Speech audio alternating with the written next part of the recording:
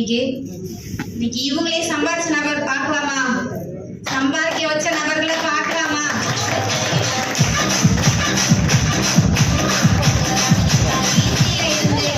டிசியில இருந்து இன்னைக்கு என்டிசி வரைக்கும் உருவாக்கி இன்னைக்கு கான்ட்ராக்டர் டீம் கோஆர்டினேட்டரா இன்னைக்கு வளர்ந்துட்டு இருக்கக்கூடிய, திருச்சியில இருந்து பிசினஸ் வாய்ப்பு எடுத்து இன்னைக்கு பவர்ஃபுல்லா பண்ணிட்டு இருக்கக்கூடிய Rajkumar sir, please welcome the stage.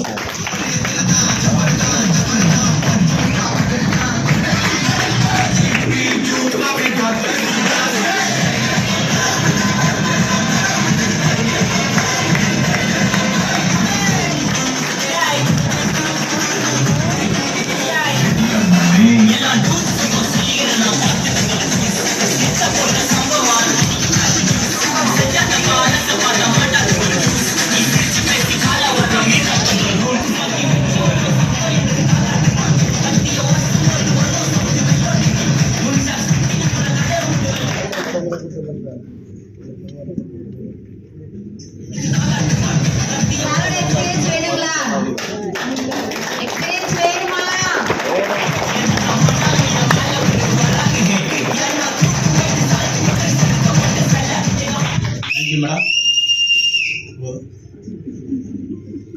Thank you. ரொம்ப சந்தோஷமா இருக்கு. சுமதி மேடம், சூப்பரா பேசுனீங்க. அந்த 3 பசங்களை நினைச்சு பாத்தீங்களா? நீங்க பாட்டுக்கு லவர்ஸா நிக்கிறீங்க, அவங்க 3 பேரும் பாவம் கண் கலக்குறாங்க. ஜெயராஜ் ரொம்ப ஃபீல் பண்றாங்க. ரொம்ப நாளா பார்த்துட்டு இருக்கேன் ஜெயராஜ் இந்த மாதிரி ஒரு சண்டை நடக்குது. ரொம்ப சந்தோஷமா இருக்கு. என்ன பேசுறதுன்னு தெரியல, ஏன்னா எல்லாருமே நீங்க பேசியாச்சு. நான் புதுசா பேசுறதுலாம் ஒன்றும் இல்லை. இந்த பிசினஸ் கடந்த ஒரு 15 ஆண்டுகளா பண்ணிட்டு இருக்கேன். ஒரே விஷயம் பேசி முடிச்சதுக்கு அப்புறம் கடைசியா ஒரு டைம் கிளாப் பண்ணுங்க. இவங்க எல்லாமே அவங்கள பத்தி அச்சீவ்மெண்ட்டை பேசினாங்க. நான் இப்ப என்னை பத்தி பேச போறது இல்லை. உங்களுக்காக பேசலாமா? உங்களை பத்தி பேசலாமா? டிஎம்கே வாழ்க, ஏடிஎம்கே வாழ்க, காங்கிரஸ் வாழ்க, மதிமுக வாழ்க, பிஜேபி வாழ்க. கூட்டத்திலிருந்து ஒருத்தன், ஐயா நான் எப்படா வாழ்றது இருக்கா இல்லையா? மீட்டிங் பார்த்திருக்கீங்களா இல்லையா? அவன் வாழ்க்கை சொல்றேன். நான் எப்ப வாழ்றது? நான் நைட்டு கடவுள்கிட்ட கேட்டேன் சார் ஒரு 5 நிமிஷம் தான் பேச போறேன், டைம் இல்லை. கடவுள்கிட்ட கேட்டேன் ஒரு 1 மணிக்கு எந்திரிச்சு, ஐயா நான் எப்படி வாழ்றதுன்னு பார்த்தேன். உண்மையிலே நான் கடவுளை பார்த்தேன், என்னுடைய குலதெய்வத்தை பார்த்துட்டு கேட்டேன், நான் எப்படி ஐயா வாழ்றதுன்னு கேட்டேன். அவர் சொன்னாரு, நீ காலையில நீ தங்கி இருக்கிற ரூமுக்கு போ, உனக்கு பதில் கிடைக்கும். ஒவ்வொரு பொருளும் உன்ட்ட சொல்லு எப்படி வாழணும்னு அப்படின்னு. என்னடா அப்படி சொல்றாருன்ட்டு காலையில ரூமுக்குள்ள போன உடனே அண்ணாந்து பார்த்தா மேல சீலிங் இருக்கு இது மாதிரி. அதை பார்த்த உடனே அதை சொல்லுச்சு, என்ன மாதிரி நல்ல சிறந்த மேல் நோக்கி என்ன உள்ளவனா நீ இரு அப்படின்னுச்சு. அப்படியே கீழே பார்த்தேன் ஃபேனு. இந்த ஃபேன் சொல்லுச்சு, என்ன மாதிரி கூலா இரு அப்படின்னு. சைட்ல பார்த்தேன் கடிகாரம், அது சொல்லுச்சு நேரத்தை வீண் பண்ணாத. அதுக்கு கீழே பார்த்தேன் கேலண்டர் சொல்லுச்சு, என்ன மாதிரி நீ எப்பயுமே புதுமையா புதுப்பிச்சுக்கிட்டு இருவ. கீழே பார்த்தேன் லேம்பு, விளக்கு சொல்லுச்சு, என்ன மாதிரி மற்றவங்களுக்கு நீ ஒளியா, வாழ்க்கையில ஒளியா விளக்கு ஏற்ற மற்றவங்களுக்கு ஒளியா இரு அப்படின்னு. ஜன்னலை பார்த்தேன், ஜன்னல் சொல்லுச்சு, திறந்த மனப்பான்மையோட இரு, மற்றவங்களுக்கு உதவியா இருன்னு. சரி அவ்வளவுதான் அப்படின்னு கீழே இறங்கின படி சொல்லுச்சு, நீ எடுத்து வைக்கிற ஒவ்வொரு படியும் நிதானத்தோட மற்றவங்களுக்கு உதவி பண்ற எண்ணத்தோட எடுத்து வைன்னு சொல்லுச்சு.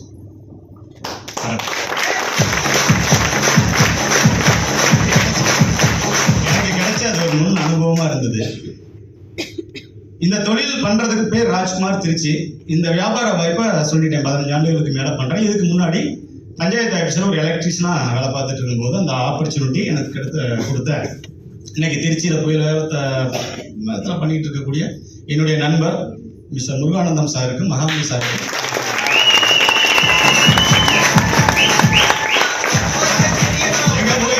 எங்க போய் பேசினாலும் முருகானந்த் என் நண்பர்னு சொல்றதே ஒரு கெத்தா இருக்கு. எனக்கு ஒரே கிளாஸ்மேட் முருகானந்தம் சாரும் நானும் ஒரே கிளாஸ்மேட், சைல்ட்ஹுட் ஃப்ரெண்டு. அதாவது ஓட்டர் ட்ராயல் போட்ட ஃப்ரெண்டு நாங்களாம். ஆமா, ஒரு கலாம் டாய்க்கு 3 பேர் அடிச்சுக்கிட்டோம். நானும் மகாமணி முருகன் சார், அந்த மாதிரி ஃப்ரெண்ட்ஷிப் நாங்க. ஒரே ஊரு, ஆனா அவர் எனக்கு முன்னாடி சீனியர், ஒரு 2 வருஷத்துக்கு முன்னாடி. நான் அதுக்கப்புறம் கவர்மெண்ட் வேலையில இருந்ததுனால எனக்கு இதெல்லாம் பெருசா தெரியல. நான் வந்து நிறைய விஷயத்த இது பண்ணிட்டு அதுக்கப்புறம் அவங்களுடைய வளர்ச்சியை பார்த்து அந்த தொழில் ஸ்டார்ட் பண்ணேன். இந்த தொழில் எதுக்கு எடுத்தேன் அப்படின்னா, நான் பஞ்சாயத்து ஆஃபீஸில் ஒரு எலக்ட்ரீஷியன். என்ன வேலை? போஸ்ட் மரம் ஏற வேலை. போஸ்ட் மரம் ஏற வேலைக்கு உயிர் கேரண்டி இருக்கா? இருக்கா? மேரேஜ் ஆயிடுச்சு, குழந்தைங்க இருக்கு, ஏதாவது கேரண்டி இருக்கா? இல்லை. சரி, அது மாதிரி ஆகிட்டாலும் அந்த வேலையை யாருக்காவது கொடுப்பாங்களா? வீட்டில் இருக்கவங்க கொடுப்பாங்களா? சார் கொஞ்சம் நேரம் பேசலாமா? உங்களுக்காக தான் பேச போறேன். இந்த தொழிலை ஏன் எடுத்தோம்? நாங்கள் வந்து சம்பாதிச்சோம், கோட்டு போட்டிருக்கோம், லட்சாதிபதி, கோடீஸ்வரி, கார் வாங்கணும், 2,10,000 வாங்கின வீடு கட்டணும், இதெல்லாம் இல்லை. அதுதான் முதல் பாயிண்டே சொன்னேன். நாங்கள் எப்போ வாழ்றது? உட்காந்துருக்க கேள்வி அதுதான். நான் உங்க இடத்துல உட்காந்துருந்தா என்ன யோசிப்பேன்னா, இதெல்லாம் இருக்கட்டும், 2,10,000 இருக்கட்டும், ஓகே, வாங்குறதெல்லாம் உண்மை, ஓகே, கம்பெனி கரெக்ட், ஓகே, நான் எப்படி இதை பண்றது? நான் இதுக்கு வரணும். சில பேருக்கு கேள்வி இருக்கு, நான் இதுக்கு வரணும். வர முடியாது. இப்போ இதுல 2,10,000 வாங்கலாயா, வீடு கட்டலாம், கார் வாங்கலாம், நல்லா இருக்கலாம், வாங்கி உன் குழந்தை நல்லா படிக்க வைக்கலாம், படிக்க வச்சு நல்ல வீடு கட்டலாம், வீடு கட்டி நல்ல பொண்ணு நல்ல இடத்துல கல்யாணம் பண்ணி கொடுக்கலாம், கல்யாணம் பண்ணி கொடுத்து கடைசி காலத்துல நம்ம நிம்மதியா இருக்கலாம். இருந்து வேற என்ன பண்ண போறேன்? கடைசியா என்ன பண்ண போறோம்? சாவதானே போறோம். அப்படிமா நான் சொல்றேன், நீ இப்படி போய் செத்து போயிரு. நீ எதுக்கு பூமிக்கு போறாங்க, வீட்டுக்கு போறாங்க? உட்காந்து ஒரு விஷயம் பேசினா, பழமொழி சொன்னா அனுபவிக்கணும். என்ன பண்ணக்கூடாது? ஆராயக்கூடாது. நான் என்ன சொல்றேன், இங்க நீ ஆராயுங்க, இது ஆராயணும். இங்க சொன்ன பிளான் வந்து இப்ப எல்லாத்துக்குமே புரியாது. எல்லாமே 2,10,000 இந்த பிளான் யாருக்குமே இருக்காது. எத்தனை பேருக்கு இந்த பிசினஸ் பிளான் புரியல? இப்ப சொல்ற எல்லாம் கை தூக்கணும். எத்தனை பேருக்கு புரியலையோ அத்தனை பேர் இதுல ஜெயிக்கணும். இப்ப சொல்லுங்க, எத்தனை பேருக்கு புரியல? பாத்தியா? நம்ம மனிதர்களுடைய எண்ணங்கள் அது மாதிரி இருக்கணும். நாமளும் மனிதர்கள் தானே. Financial freedom. Madam Sumathi madam fantastic. இது லப்பரசன் நீங்க இருங்க, அடுத்த வாரம் என் ஒய்ஃபை கொண்டு வரேன். கலக்கிறேன். நீங்க வந்து ஆட்டோவா போறீங்க 2 பேரும். அடுத்த வாரம் என் ஒய்ஃபை கூட்டு வந்து சாரி தான் கட்டு. Not remove the sari, one and only சுடிது, இல்லைன்னா டைட் ஏதாவது போட்டுது. நிப்பாட்டுறேன் வந்து பினான்சியல். மேடம் சொன்ன பாயிண்ட் குறிச்சது பினான்சியல் ஃப்ரீடம், பொருளாதார சுதந்திரம். சார் நல்லா படிச்சிருக்கேன், அதனால தான் கவர்மெண்ட் ஒரு வேலை தான் சொல்லியிருக்கேன். 3 வேலை எனக்கு, ரயில்வே வேலை, கண்டக்டர் வேலை எல்லாமே கிடைச்சது. எல்லாத்தையும் விட்டுட்டேன். இந்த தொழில் ஏன் பண்றேன்னு நீங்க புரிஞ்சுக்கணும். நீங்க பண்ணுங்க, பண்ண இந்த மீட்டிங்க்கு அப்புறம் ஒரு முடிவு எடுக்கணும். வெளியில போறப்ப ஒரு முடிவு எடுக்கணும். பினான்சியல் ஃப்ரீடம்ங்கிறது என்னன்னா, நீங்க கடைக்கு போறீங்க, எத்தனை பேர் ஹோட்டல்ல போய் மெனு கார்டு பார்க்காம சாப்பிட்டுருக்கீங்க? சொல்லுங்க, மனசாட்சியோட சொல்லுங்க. இல்லனா மெனு கார்டு இருக்காது ஹோட்டல்ல. இட்லி எவ்வளவு கேட்காம சாப்பிட்டுருக்கீங்களா? தோசை எவ்வளவு கேட்காம சாப்பிட்டுருக்கீங்களா? வாய்ப்பே கிடையாது ராஜா. போட பார்த்துருப்போம், கேட்போம். துணிக்கடையில போய் எத்தனை பேர் இந்த என் பொண்ணுக்கு அந்த ட்ரெஸ் எடுங்க, இந்த சேரி எடுப்பா, இதெல்லாம் அப்படி டேக் பார்க்காம எத்தனை பேர் விலைப்பட்டியல் பார்க்காம ட்ரெஸ் எடுக்க முடிஞ்சிருக்கா? வாய்ப்பே கிடையாது ராஜா. ஐயோ அப்படிலாம் இல்லையே. நான் சார் போனவொன்னு போத்தீஸ்ல, சென்னை சில்க்ஸ்ல அதெல்லாம் அப்படியே எடுத்து கடைசியா தான் பில்லு பார்ப்பேன். சொல்றவங்க யாருமே கிடையாது. உண்மைதானே? உங்க மனசாட்சி தான் நான் பேசுறேன். நான் சொல்றதெல்லாம் கரெக்டா இருக்கும். எத்தனை பேர் ஹாஸ்பிட்டல், அப்போலோ ஹாஸ்பிட்டல்ல போய் ஊசி போட்டு வரீங்க? சென்னைக்கு போய்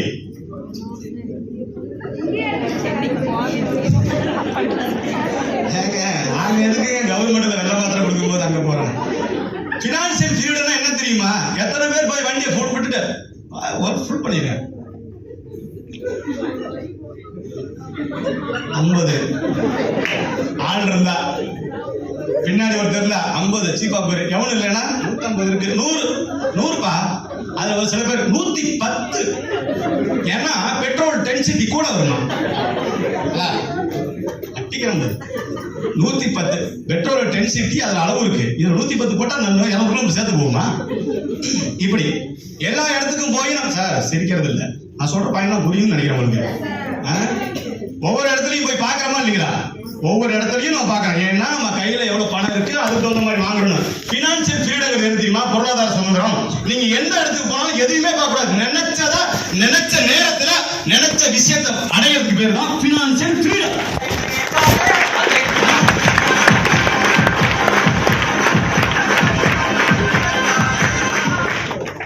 அதுதான் உண்மையான பினான்சியல் ஃப்ரீடம். அதுக்கு என்ன வேணும்? Vitamin M. விட்டமின் என்னது? நம்ம உடம்புல என்ன சக்தி வேணாலும் இல்லாம இருக்கலாம், சத்து. குறைஞ்சிடலாம். எது வேணா CA BD எது வேணாலும் போலாம். M மட்டும் குறையக்கூடாது. இந்த பிசினஸ் சொல்லுவாங்க எம்எல்எம் மல்டி லெவல் மார்க்கெட்டிங்க. ஆனா பைத்தியக்காரா, மல்டி லெவல் மார்க்கெட்டிங் இல்ல, மகாலட்சுமி மந்திரம். மகாலட்சுமி மந்திரம் இந்த பிசினஸ் பவர். இது யார்கிட்ட கேட்கணும், ஆனா அலசணும், ஆராயணும். யார்கிட்ட கேட்கணும்? உடம்பு சரியில்லை யார்கிட்ட போய் கேட்பீங்க? பக்கத்து வீட்டுல பூ கட்டுறாமாட்ட போய் கேட்பீங்களா? சார் முடிக்க போறேன், 2 நிமிஷம் தான் நினைக்கிறேன். யார்கிட்ட கேட்பீங்க? வீடு கட்டணும், அங்க இருக்கிற அயன் பண்றவட்ட கேட்பீங்களா? யார்கிட்ட கேட்பீங்க? நான் சொல்றது புரியுதா? தமிழ்ல பேசத்தானே பேசுறேன். இது மாதிரி ஒவ்வொன்றுக்கும் ஒவ்வொரு ஆள் இருக்கா இல்லையா? இந்த பிசினஸ் சம்பாதிக்கணும் யார்கிட்ட கேட்கணும்? இங்க சம்பாதிச்சவங்கள்ட்ட தானே கேட்கணும். இதை விட்டு வெளியில போய் கேட்டா சரி. நான் கவர்மெண்ட் வேலை பார்த்தேன். என்னோட முருகானந்தம் என்னோட நண்பர் 3 வருஷம் மீட்டிங் கூப்பிட்டா. மீட்டிங் எதுக்குமே நான் போகல. சாரி, கூப்பிட்டாரு. என்ன பண்ணியது? கூப்பிட்டாரு, போகல. தம்பி இது ஆகாது போகாது, நான் என்னென்ன டைலாக் பேசுறேன். உங்களோட ஃபுல் நெகட்டிவ். இந்த ஹார்ட்ல 17 வருஷத்துக்கு முன்னாடி அதிகமா நெகட்டிவ் பர்சன் யாருன்னா இந்த கிரேட் ராஜ்குமார். எதுவுமே நீ அசைக்க முடியாது. அப்ப அது மாதிரி ஒரு ஆள் எதையுமே நம்ப மாட்டேன். ஐயா நான் சின்ன வயசுல இருந்து கஷ்டப்பட்டு, ஒருவேளை சாப்பாட்டு கஷ்டப்பட்டு வளர்ந்த குடும்பம். அம்மா களை எடுத்து நாத்து நட்டு மூங்கி தூக்கி சவுக்கு தூக்கி என்னை காப்பாத்தி 1ஆவதுல இருந்து 12ஆவது வரைக்கும் வீணா போயிடுவான்னு சொல்லி பொம்பளை பிள்ளை மாதிரி என்னை ஹாஸ்டல்ல படிக்க வச்சு 1ஆவதுல இருந்து 12ஆவது வரைக்கும் ஃபர்ஸ்ட் ரேங்க் எடுத்த மாணவன், சிறந்த மாணவன். டிஎன் குரூப் 4 எக்ஸாம் எழுதி 2007 2009 ரயில்வேல 24 பேர்ல செலக்ட் 62,000 சம்பளத்துல அந்த வேலை கிடைச்சு நான் வந்து பஞ்சாயத்து ஆபீஸ்ல இருந்து இந்த பிசினஸ் நான் எடுத்திருக்கேன்னா நான் எவ்வளவு யோசிச்சிருப்பேன், எவ்வளவு விஷயத்தை நான் கேள்விப்பட்டிருப்பேன். எத்தனை பேருக்கு 3 கவர்மெண்ட் வேலை கிடைச்சு நீங்க விட்டுட்டு வந்திருக்கீங்க? வர சொல்றாங்க, சொல்ல மாட்டோம். ஆனா நான் எடுத்த முடிவு அவ்வளவு யோசிச்சேன். ஆனா நானா வரல, மீட்டிங் எல்லாம் பார்த்தேன். ஒரு இடத்துல என் நண்பரை பார்த்தேன், காரை பார்த்தேன், நல்லா இருந்தா என்ன பண்ற மீட்டிங் அதே தான் பண்ணிட்டு இருக்கியா? ஆமா. கார் கொடுத்துருக்காங்களா? அப்பவும் நம்மள ஒரு ஊரா போகணுமா கார்ல? எல்லாமே கேட்டேன். ஒரே விஷயம் தான் எங்க முருகானந்த சார் சொன்னாரு, ராஜு இந்த தொழில் உனக்கு 100% செலக்ட் பண்ண முடியும், நீ எடுத்துக்கலாம், உனக்கு தேவைப்படும். ஏன்னா உனக்கு கனவு இருக்கு, கமிட்மெண்ட் இருக்கு, என்னோட திறமை எல்லாமே இருக்கு. ஆனா திறமை இங்க வந்து எது தெரியுமா? சொல்லட்டுமா? இங்க திறமை என்ன தெரியுமா? இங்க பேசுற லீடர்ஸ் மாதிரி கோட்டு போட்டுட்டு இங்க இருக்கவங்க மாதிரி மைக்கு பிடிச்சி பேசுறதெல்லாம் திறமை. சொல்லட்டா திறமை? இந்த திறமை உங்ககிட்ட வந்து எடுத்துக்கிறீங்களா? ப்ராமிஸ் பண்ணுங்க. நான் சொல்லக்கூடிய திறமை உங்ககிட்ட இருந்தா நீங்க எடுத்துக்கலாமா? இது புதுசா இருக்கு இந்த வேர்டே உங்களுக்கு. நான் சொல்லக்கூடிய திறமை. உங்களுக்கு அதிகமா கடன் இருக்கா? இது ஒரு திறமை. நல்லா அனலைஸ் பண்ணி பாருங்க, படிச்சவங்களுக்கு புரியும். உங்களுக்கு நிறைய கடன் இருக்கா? ஃபர்ஸ்ட் கிளாஸ் உங்களுடைய கிராஜுவேட்ல முதல் திறமை. நிறைய கனவு இருக்கா? என்ன கனவு? நிறைய பேருக்கு கனவே தெரியாது. கனவுன்னு என்ன? கனவுக்கு நிறைய விளக்கம் இருக்கு, டைம் இல்லை, அதெல்லாம் போட முடியாது. கடமை இருக்கா? கடமை என்ன கடமை இருக்கு? என்ன ஒண்ணு சொல்லுங்க. சூப்பர், பாராட்டு.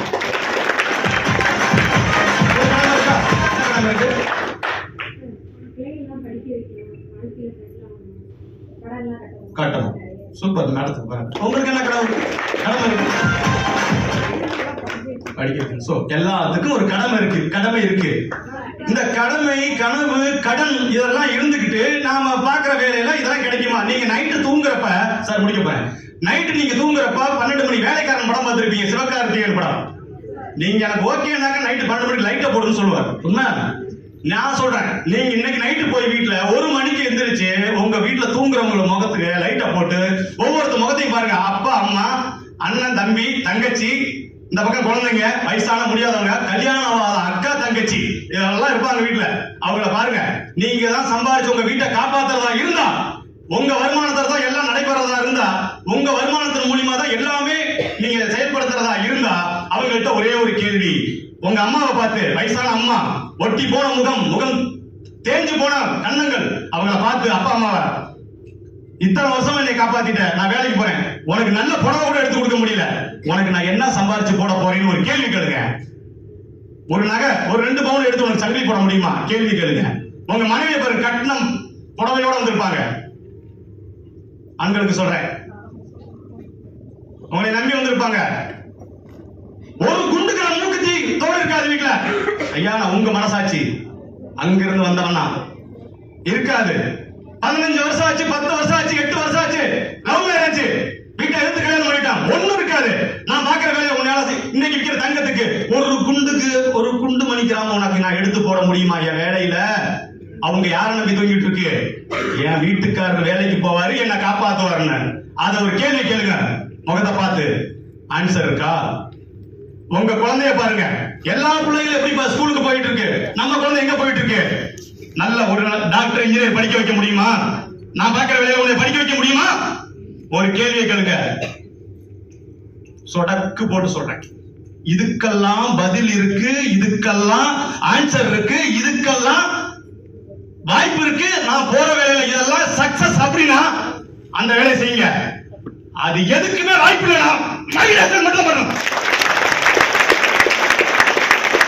எதுக்குமே வாய்ப்பு இல்லைனா மகிழாசன் மட்டும் பண்ணணும். அதுக்கு இங்க இருக்கு வாய்ப்பு. எங்க இருக்கு?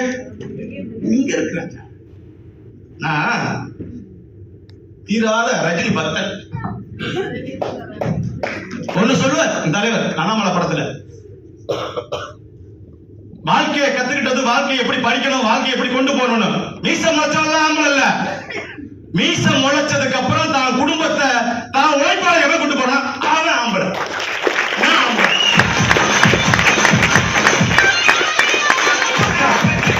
இந்த கட்சி எத்தனை பேருக்கு இருக்கு? ஆம்பளைக்கு இருக்கணும்.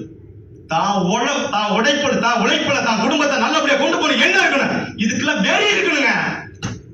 எரிக்கணும். அதெல்லாம் எரிய கோட்டெல்லாம் போட்டு மறைச்சு போனாங்களா? கோட்டு போட்டு தெரியுமா?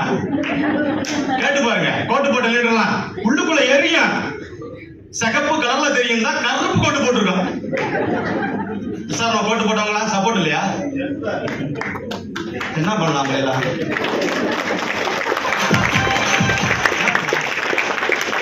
27 வயசு பிசினஸ் எடுத்தேங்க. எனக்கு 44 வயசு. ஓப்பனா சொல்றேன். ஏன்னா இது வேற பெரிய பஞ்சாயத்து ஆயிடுச்சு. கல்யாணம் ஆகல, பிள்ளைங்கள்னு சொன்னா அதுக்கப்புறம் தான் உங்களுக்கு மேரேஜ் ஆயிடுச்சான்னு கேட்க ஆரம்பிச்சாங்க.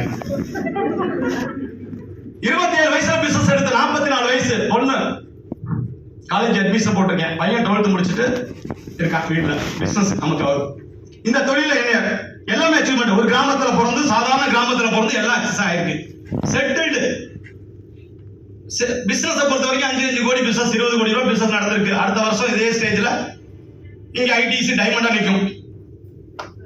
இதுல ஒரு விஷயம் புரிஞ்சுக்கங்க, எங்க வருமானம், எங்க வாழ்க்கை, எங்களுடைய இது நீங்க பார்க்காதீங்க சார்.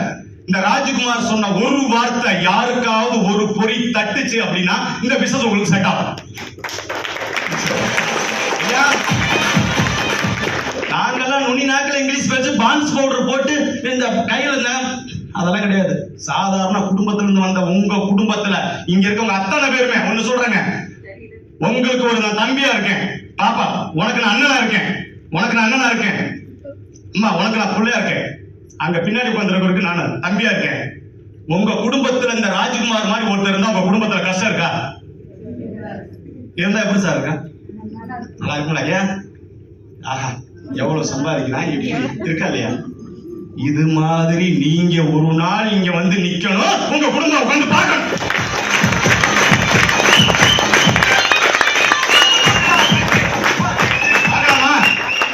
சும்மா பேசிட்டு போயிட்டு கையை தட்டு வா சரி. யாரும் இங்க கூட்டிட்டு வந்தவங்களா இருக்கீங்கள, யாராவது புதுசா கூட்டி வந்தாலும் யாரையுமே கட்டாயப்படுத்தாதீங்க. யாருமே இங்க கட்டாயப்படுத்தி கூப்பிட தொழில் இல்ல. இங்க கூப்பிட்டு யாரையும் சேர்க்கிற தொழில் இல்ல. உங்களுக்கு இந்த பிசினஸ் வேணுமா? உங்க வாழ்க்கை நல்லா இருக்குமா? எடு.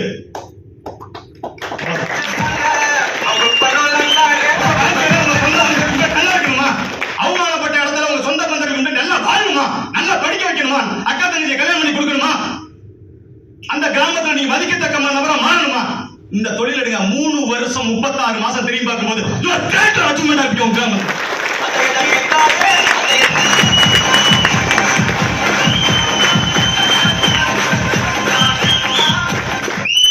ஓடி ஓடி மத்தவனுக்கு உழைச்சிங்க ஒண்ணுமே பிரயோஜனம் இல்லைங்க. தயவு செஞ்சு இந்த தொழில் வாய்ப்பு எடுத்துங்க. இந்த கம்பெனியை பத்தி நான் சொல்ல வேண்டியது 2030 வரும்போது ஒவ்வொரு கிராமத்திலையும் ஒவ்வொரு வீட்லயும் ரேஷன் கார்டு இருக்கோ இல்லையோ மைலேஜ் ஐடி கார்டு கண்டிப்பா இருக்கு.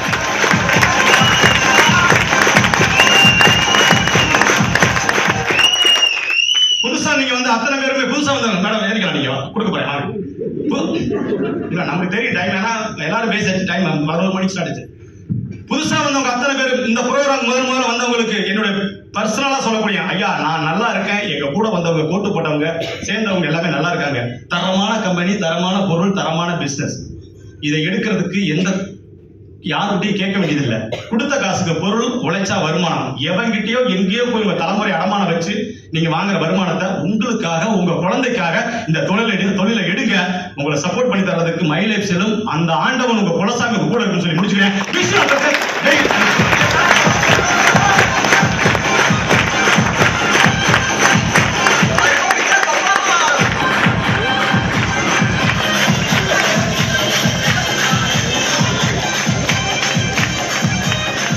சாரோட எக்ஸ்பீரியன்ஸ் எப்படி இருந்துச்சுங்க? சூப்பரா இருந்துச்சா? இன்னைக்கு சம்பாதிச்ச நபர்களே இந்த இடத்துல பார்த்தாச்சு. இன்னைக்கு பார்த்தது நீங்க, கேட்டது நீங்க. இன்னைக்கு முடிவு யார் கையில இருக்குங்க? உங்க கையில தான் இருக்கு. இன்னைக்கு முடிவை எடுத்து வாங்க. சப்போர்ட் பண்றதுக்கு நாங்களும் நீரசம் இருக்கோம் சொல்லிட்டு எங்களுக்கு பேச வாய்ப்பு நன்றி கூடி விரைவில் wish you all success. Jai Hind, Jai மேரிசு. Thank you, sir.